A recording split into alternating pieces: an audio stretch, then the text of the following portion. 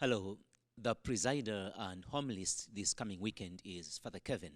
And so I am looking forward to how he's going to approach these scripture passages and what lessons he draws from his life to feed us.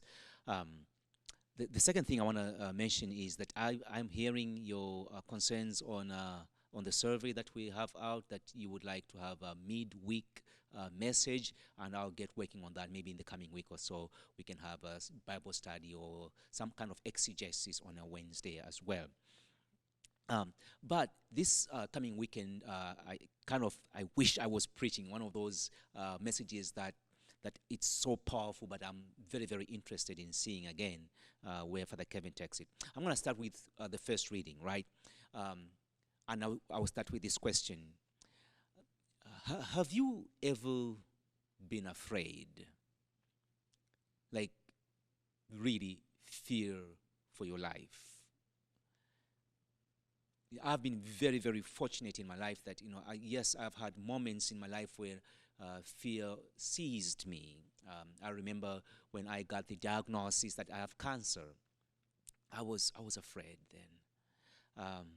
When I left the archdiocese and we started Rabuni, I was very, very afraid. But I don't even think those kind of fears come even close to the fear that the people, let's say, in Afghanistan have, right? There's this fear out there. So the first reading, I just want you to go back in your life to that moment when you thought everything is falling apart. Oh my gosh, what can I do? Or what will I do? Right? And it is not a fear that you read about, it is something that you know because you went through that. Today's first reading speaks to that, and it is very important for this first reading to know the historical context of it, right? The Israelites are as slaves in Babylon, and the Babylonian king there is a guy by the name of Nebuchadnezzar. And they have been in slavery for a while, and they have been praying to God to go back to their homeland. And now, nation after nation around Babylon is falling to somebody else. You remember, the Israelites now have been praying to go back. But as they hear the word, they look in their community, they don't see anybody who can stand up to Nebuchadnezzar. They don't see anybody around who can defeat this person. There is a guy who is defeating nation after nation. His name is Cyrus, king of Persia. Here's a problem with Cyrus, king of Persia. He is not Jewish. That's a very, very big problem. For the Jewish people, the people of God, when they are praying for somebody to come and save them, they don't want no foreigner to come and save them. They want one of their own because, you know what, they got good, strong people within the community. But these people are not standing up, and they don't have the will, they don't have the military to overthrow Nebuchadnezzar. So when we read from Isaiah, and Isaiah says, "Thus says the Lord, say to those whose hearts are frightened, be strong, fear not." Because God has a plan. You might not see who is coming to the rescue, but God has a plan. And then he goes on to say, "Here I come, here he come, here is your God, your God." He comes with vindication. Well, the only person they are seeing coming is Cyrus, king of Persia. And he is not Yahweh. Everything about him is nothing like their God. And then God says through this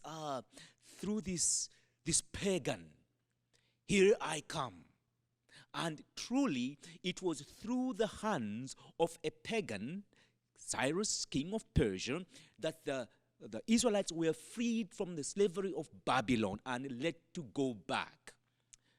A number of things come up in that reading for me. Sometimes the person, when I sit and cry to God, "Oh Lord, come to my aid," "Oh Lord, make haste to help me," you know, God shows up in many different ways. Sometimes God could show up, let's say, as a Buddhist monk. Imagine that. The Catholics will freak out, right? Ah, God coming as a Buddhist. Well, sometimes God would come as a Muslim. Sometimes, yes, God will come as a Christian, maybe a Jewish. But maybe God doesn't even come in the form of human. Maybe it is a beloved animal. Maybe it is the wind. So when we say, oh Lord, come to our help, oh Lord, come to my help, oh Lord, make haste to help me, we need to be open to the promptings and the showing up of God, because oftentimes God does not show up the way that we envision God would show up. So this first reading really invites me, especially when you know the history of it. It invites us just to open our eyes. If you are afraid, and in your fear, the doctor reaches out and touches your arm and say, we are going to work through this. That is God. In that moment, that is God.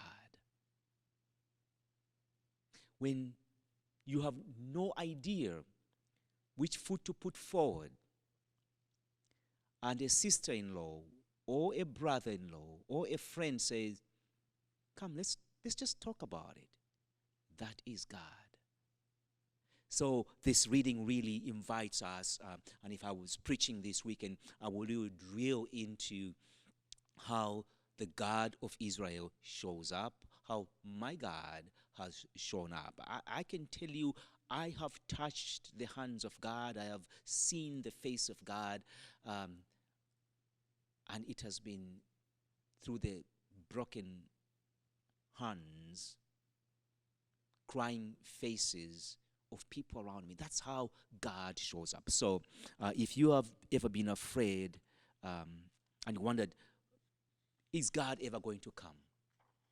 Maybe now God is saying, but I have come. Actually, this reminds me, before I even go to the gospel passage, I have a friend, I make fun of her all the time. She says, often says, I wish God would send me a man. Yeah, but that man better have a boat. She wants a man with a boat. And she and I have laughed about this oftentimes, and I've said, you know, God has come over and over and over again, and you have said, nope, nope, nope, nope. He's got to have a boat. You want God to show up with the Ark of Noah? I say, you got to start somewhere. So, no, I'm used to a certain lifestyle, so this man is going to meet me here. And I've joked many times, I say, open your eyes. Open your eyes. God keeps coming. God keeps saying, here I am, here am I. You keep saying, no thanks, no thanks. And don't say God doesn't send anyone, because I've seen God send several people. And sometimes you have to grow with somebody to realize just who and what they are. We also have a saying, by the way, I'm going to move on. We also have a saying in Zambia, the one whom you overlook doesn't even come close to translating that. The one whom you ignore, the one whom you overlook, the one whom you pay no heed to, may just sometimes be the one to answer the call, right? The Zambians caution, do not take for granted anyone who comes your way, because that could be God on his way. So, all right, let's go to the gospel. And again, looking forward to what Father Kevin will do with this. What I love about this gospel, and you will know it very well, it is the passage where Jesus opens the ears and enables the speech of somebody who was deaf and mute. A couple of things happen in this gospel passage that I want to bring your attention to. So the people, they brought this deaf and dumb man to Jesus for him to heal. And Jesus takes the man away from the crowd, and he puts spit on the mud, touches the ears, touches the mouth, and then he says this beautiful word, Ephatha, which means be opened. What I love about this, and there are many, many preaching moments in this gospel passage. But first, have you noticed that sometimes Jesus performs a miracle in plain sight? That is, there are people around, they can see what's going on. And at other times, Jesus has a tendency to take somebody away from the people. He took him away from the crowd. There, alone with Jesus, he heals him.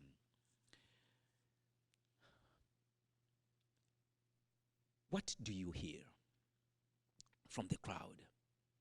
And I strongly believe Jesus did extraordinary miracles such as this, opening the ears and enabling speech.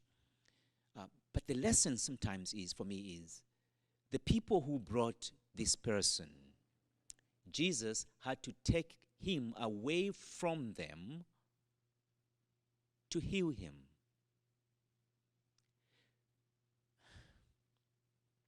What was he hearing from that crowd? Somebody once told me this beautiful line, and I don't know who told it to me, but it has stuck with me. It said, hey, can this be your prayer every day? I was like, what? I say, please pray this way. Oh Lord, help me accept the truth about myself, no matter how good it is. Lord, help me accept the truth about myself, no matter how good it is. To remove this deafness, sometimes we do not hear the good about us. Sometimes our receptors catch every single little bad murmur about us, and we do not hear the good. So step number one for me is, Lord, I want to hear and to believe the good about me and you.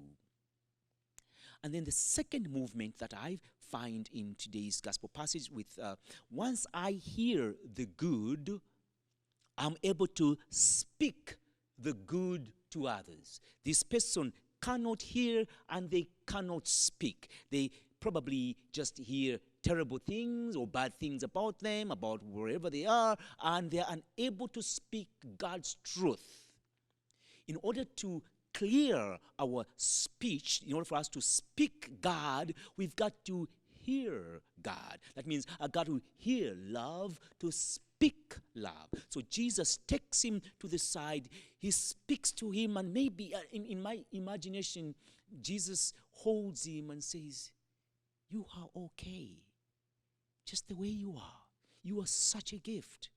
I know you have had a very tough experience, but it has put you in a place that you can speak truth to power to many others who are going through what you have gone through. And so I ask you for this one thing. Aphatha. Be opened. I love that as well because it is in the passive tense.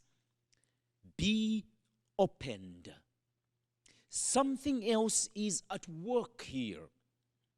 May I allow myself, may I not block whatever it is that the Spirit of God is trying to open into my life. Be opened. It is almost like the Blessed Virgin Mary hearing from St. Gabriel. And it says, let it be done to me. Let it be done to me according to your will. Be opened. Be opened by the truth. Be opened by love.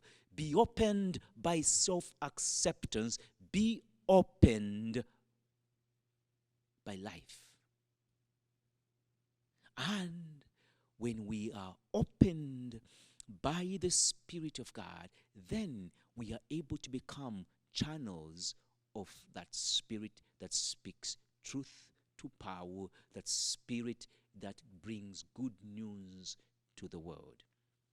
So, if there are people whom you need to step away from in order for you to hear the good news about yourself, do it now. And then, when the Lord sends you back to those people, repeat not what they say, repeat what you heard in silence with God.